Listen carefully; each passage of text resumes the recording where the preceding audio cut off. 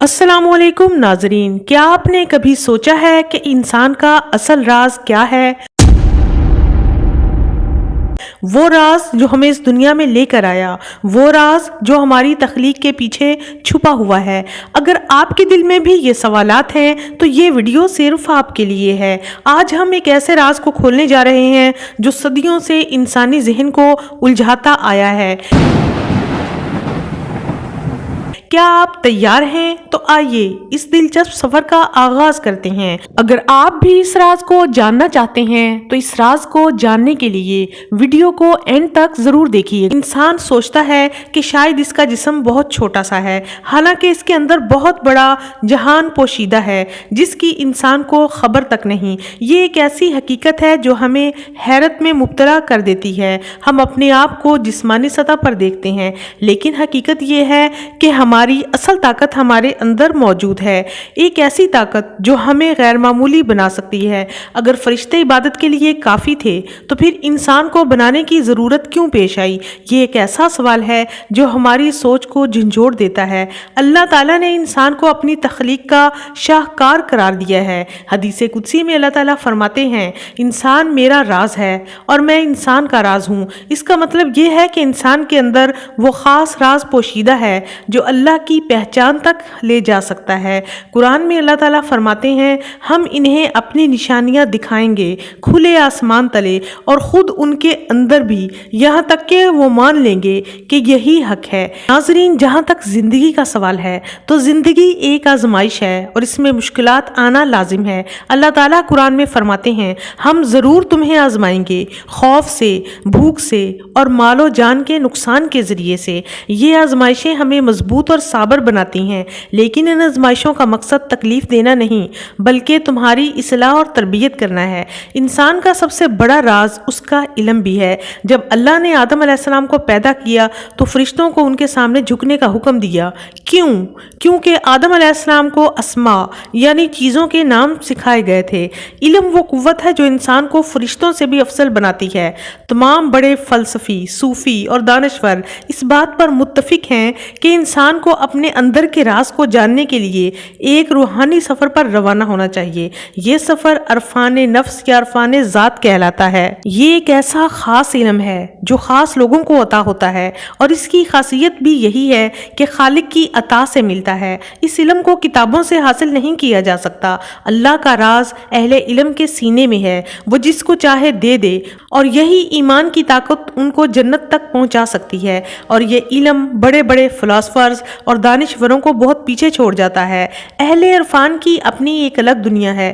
اللہ نے 18,000 جہان یعنی اہل عرفان کی پرواز کے لیے پیدا فرمائے۔ اگر آپ غور کریں تو اس کائنات کی ہر مخلوق جیسے پیدا ہوتی ہے ویسے ہی مر جاتی ہے، چاہے وہ بھیڑ بکریاں ہوں یا جنگلی جانور، جیسے پیدا ہوتے ہیں ویسے ہی مر جاتے ہیں۔ انسان جب پیدا ہوتا ہے تو وہ دین فطرت پر پیدا ہوتا ہے، لیکن جب وہ اس دنیا سے جاتا ہے تو کبھی وہ چنگیز خان، کبھی یزید، کبھی ہٹلر، کبھی فرعون بن کر جاتا ہے، یا وہ کبھی رومی، اقبال، بایزید بستامی، صوفی، فقیر، درویش بن کر اس دنیا سے جاتا ہے۔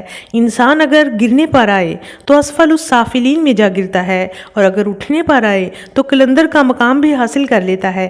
یہی انسان کبھی جانوروں سے بدتر ہو جاتا ہے تو کبھی فرشتوں سے بھی آگے نکل جاتا ہے۔ انسان جب اپنے بارے میں سوچنا شروع کرتا ہے تو اللہ تعالیٰ اس کے لیے راستے بناتے ہیں اور اسے کسی اللہ والے کی صحبت عطا کرتے ہیں جہاں سے اسے معرفت الہی عطا ہو جاتی ہے۔ انسان کی عمر 40 سال سے جب اوپر ہو جاتی ہے تو وہ عزت، دولت، شہرت حاصل کر چکا ہوتا ہے۔ پھر وہ آسمان کی طرف دیکھتا ہے اور سوچتا ہے کہ آخر میں کہاں سے آیا اور اس دنیا میں کیوں بھیجا گیا۔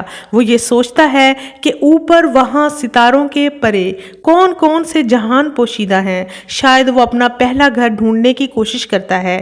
یہاں یہ جان لینا ضروری ہے کہ انسان کا جسم فانی ہے اور اس کی روح ابدی۔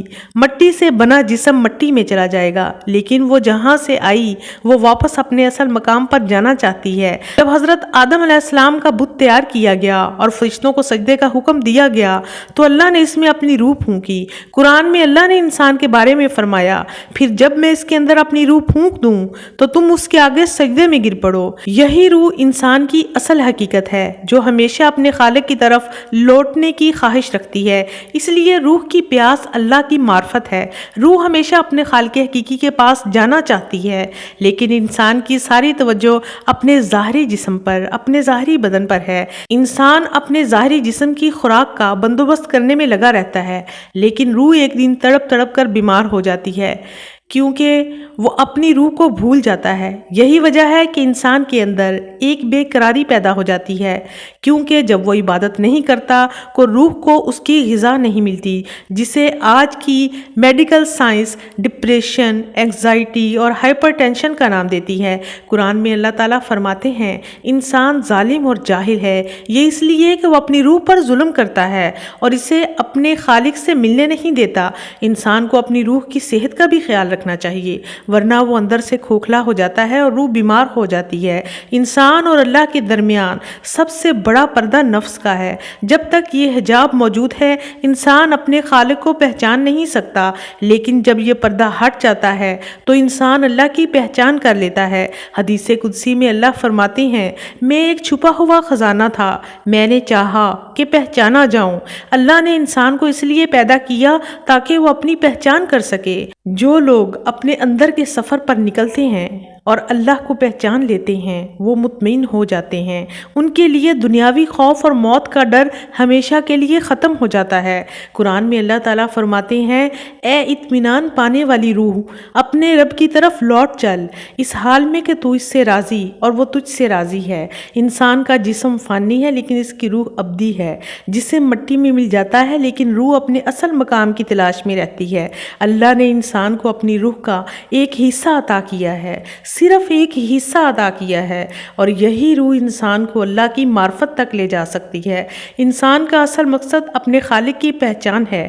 جو لوگ اس راستے کو سمجھ جاتے ہیں وہ دنیا اور آخرت میں کامیاب ہو جاتے ہیں۔ یہ انسان کے اندر کا وہ راز ہے جسے جاننا ہماری زندگی کا بہت بڑا مقصد ہونا چاہیے۔ ناظرین آج کے لیے اتنا ہی، امید ہے ویڈیو انفارمیٹیو لگی ہوگی۔ اگر ویڈیو اچھی لگی ہے تو کائنڈلی چینل کو ضرور سبسکرائب کیجئے گا۔ نیکسٹ ملتے ہیں ایسی ہی ویڈیو میں، اپنا بہت سا خیال رکھیے گا۔ Thank you for watching. اللہ حافظ۔